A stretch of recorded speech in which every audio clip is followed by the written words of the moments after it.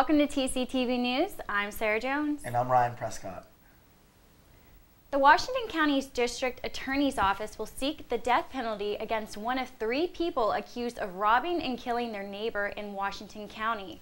According to police, a 92-year-old Evelyn Stepko was stabbed in her Cole Center home back on July 18th. David McClellan, his son David McClellan Jr., and his wife Diane are facing charges in connection with Stepko's death. All 3 were formally arraigned, but the death penalty will only be sought for David McClellan. A Warren man was being held in Jefferson County Jail after authorities said his sexual, computer-driven relationship with a teenage boy there included lewd images of another man having sex with a German Shepherd. Graphic details of a video sent to the boy were outlined in an affidavit attached to a search warrant returned Monday in Trumbull County Common Pleas Court. Here's a look at this week's forecast.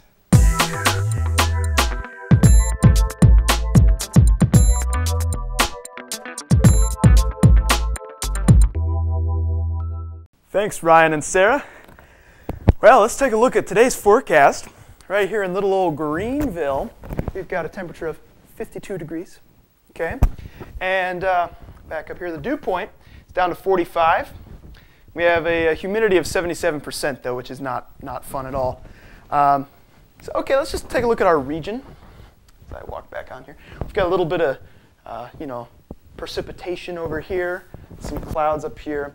We're right around there in Pittsburgh. Down here, we've got all kinds of rain going on. So it's going to be kind of a cloudy, nasty day. Take a look at the next slide. Here's our low temperatures across the nation, at least most of the nation. We're a little bit warmer than the West, which is kind of cool, but we're still about 48 in Pittsburgh, 48 in Detroit. A little warmer down in Charlotte, 61. And here's the high temperatures. We've got Meadville, Greenville area of 51. Down in Youngstown, it's 52. Pittsburgh at 56. Okay, now let's take a look at our 7-day forecast, everybody. Woo! Today is, today is Thursday. Where are we? Here we go. I got Thursday. Likely going to have some showers. It's been raining off and on all day long. Enjoy that. Be sure to wear your little coats and have umbrellas because it's nice and cold out there for you. Okay.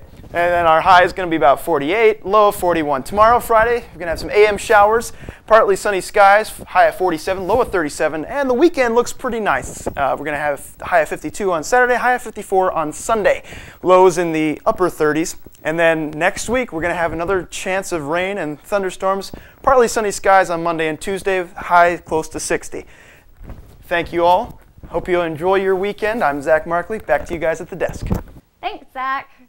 A nun has died after setting herself on fire in southwestern China, the first Tibetan woman known to have ever killed herself in this way.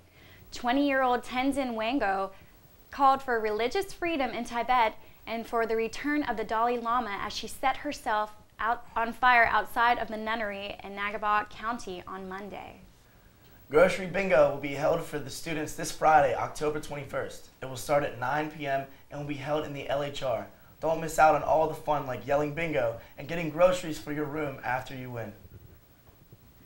The 3rd annual Eastside Spirit Week 5K run will start at 10 a.m. October 22nd at Eastside High School, 1300 Bushy Creek Road.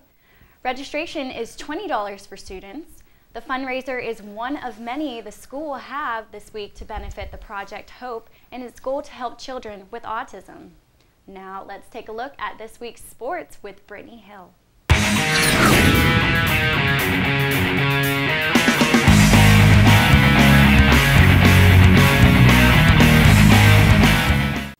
Thanks, Sarah and Ryan. I'm Brittany Hill with TCTV Sports. Unfortunately, we start off today's segment with very sad news. Dan Wheldon, the 2011 Indianapolis 500 winner and one of the most popular drivers in open-wheel racing, died Sunday at Las Vegas Motor Speedway in a horrific multi-car crash on lap 11 of the IndyCar Series season finale. Officials decided to call the race, but the drivers, many sobbing openly, did a 5-lap tribute to Wheldon. IndyCar Series CEO Randy Bernard made the official announcement of Wheldon's death without further comment. Wheldon was airlifted from the Las Vegas track at 1:19 p.m. local time Sunday and taken to the University Medical Center, becoming the first IndyCar driver to die on the track since rookie Paul Dana was killed in practice on the morning of a race at Homestead Miami Speedway in 2006. The Oakland Raiders made a bold move to replace injured quarterback Jason Campbell on Tuesday, trading 2 high draft picks to the Cincinnati Bengals for Carson Palmer. Coach Hugh Jackson paid a high price to acquire a quarterback he knows well, but who has struggled in recent years and refused to report the Bengals this season despite being under contract through 2014. The Bengals had been adamant about not trading Palmer, who wanted to be dealt from a team that only had 2 winning records in the last 20 years. Owner Mike Brown repeatedly insisted he wouldn't consider Palmer's request for a trade because he didn't want to reward him for holding out.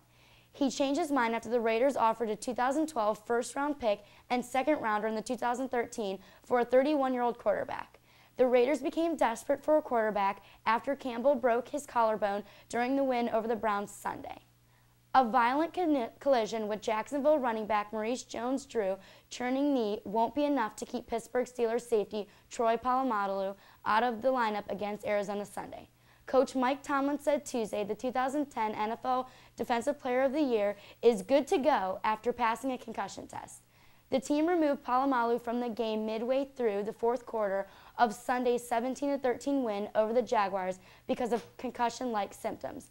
The All-Pro safety watched Pittsburgh's final 2 defensive series from the sideline as the Steelers, 4-2, held their win for the second straight.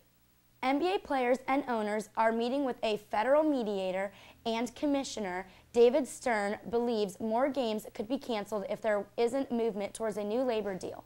Mediator George Cohen tried to resolve the NFL's labor dispute, and now he's overseeing basketball negotiations for the first time. Stern wants immediate results, saying during interviews last week that proposals could get worse and more games could be lost without a deal Tuesday. But large gaps remain between the sides, both seeking 53% of basketball revenues and players opposing owners' attempts to significantly change the salary cap. Now for a special edition of Teal Talk with women's basketball coach Angie Zoik. This is a special edition of Teal Talk. Today we have the head women's basketball coach, Angie Zoik, with us. Hi, Angie. Hi, Ryan. This is your 3rd year at Teal College as the head women's basketball coach. What are your most memorable moments from the basketball season so far? Most memorable moments, it has to be just the involvement of the players on the team. You know, I've been fortunate to come into a young team and have almost all of them still remaining, and it's been a pleasure just watching them grow, and both on the court and in the classroom. But I think even more memories are to come, and that's the more exciting part that I'm looking forward to.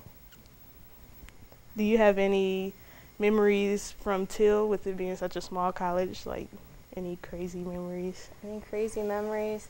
Well, I didn't know much about Teal before I came here, but what I do remember is being at Case Western as a player and playing Teal, and that little memory in my head just kind of brought me back full circle. So, wow. Most people don't know that you were an exceptional player at Case Western Reserve. What was your most memorable moments as a player? Most memorable has to be qualifying for the NCAA tournament. My junior year, or I'm sorry, my sophomore year. It's been that long ago, see. And but we actually beat Rochester University, who is ranked #1 in the country. Beat them in double overtime and was completely exhausted the next day, but we didn't have automatic bids, so that win really got us on the board and got us national recognition to make it to the tournament. So, what do you consider to be your coaching style? Coaching style is definitely a teacher on the court. You know, I enjoy moving people around to the X's and O's and putting people in the position that makes them a better athlete. And also pushing them past the comfort level, whether it's running 22 sprints in a row or getting 50 push-ups done, you know, but getting you past the point that you think that you can really make it. I understand that there are a lot of new faces this year. How do you think they'll adjust to the college game? I think the new faces will adjust pretty well. We have some freshmen this year who are used to a very competitive high school program, and they want to win, especially at the college level. We have 2 transfers who have college experience that I think will be able to help right away and make us better from the start. So. During the summer, the NCAA decided that the three-point line, the women's three-point line, was obsolete. How do you feel this will affect the game? Yeah, I'm anxious to see. I mean, I have some ideas in my head just offensively with spacing to push our offense further from the basket, which opens the lane up for a lot more inside penetration or inside game. And defensively, you know, I think there'll be some great shooters who can shoot from the men's line to start, and the good shooters might struggle a little bit and take a little time. But there would be some changes just from a philosophical standpoint. Well, we're going to take a quick break. Come back to us at the end of this. Words for our sponsors.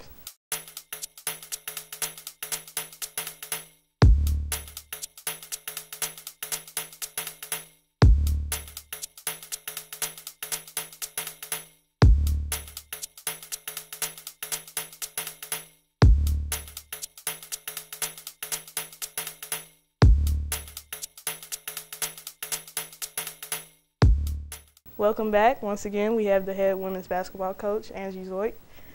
I understand that the women's team has some new uniforms this year. So with the new look, does that bring a new attitude to the season? I'll hope so. I'll hope so. We have new home uniforms. You know, whether it's us being a fresh team with the new faces or just getting us to a new updated look, I think it's time for new uniforms. And last question, how do you predict the season will turn out overall? Yeah, so well, as a coach, I often say things are never predetermined. To make predictions, I do predict that we'll be better day by day. You know, we're always going to be better than the day before, and in the long run, I think we'll see some more wins and a whole new attitude. Well, thank you for coming today. Enjoyed your time and your insight to the women's basketball season. Make sure you come and check out the women's basketball team this season. And now back to the desk. Pittsburgh Penguins defensive man Chris Letang was suspended 2 games without pay for his boarding hit on Winnipeg forward Alex Burmstroth on Monday night. In a video explaining the ruling, NHL Senior Vice President of Player Safety Brendan Shanahan took the NHL account Letang's previous fine for a similar hit in April. Letang will miss Tuesday's game against Minnesota and Thursday's contest versus Montreal. Now on to some college football news. The Big East wants to expand to 12 football teams. The problem is the Big East can't be sure it's done losing members until Missouri, the Big 12, and the Southeastern Conference figure out what they want in the next steps of the ongoing drama of conference realignment. The Big East president unanimously voted Monday night to increase the league's withdrawal fee from $5 million to $10 million when an expansion plan is executed. That's all for TCTV Sports. Now back to the news desk. Thanks, Brittany. A former Trumbull Career and Technical Center student who ran away 8 months ago with friends she met on Facebook was fatally shot in the head this weekend in North Carolina. Ariel Patterson, 17, formerly of 1560 Blair Avenue, was killed in Charlotte Saturday outside a vacant home, reports said. Eddie Yannick, Doe 23 of Charlotte, was charged with first-degree murder, armed robbery, and possessing a firearm as a felon early Sunday morning. A search of Doe's criminal record in Mecklenburg County showed Doe was a criminal history that includes a charge of aggravated assault on a female in 2008. Engineers may be able to complete the shutdown of damaged reactors in Japan's nuclear power plant ahead of schedule. The Tokyo Electrical Power Company's plan for winding down the crisis caused by the historical March 11th earthquake and tsunami had called for completing the shutdown process by January.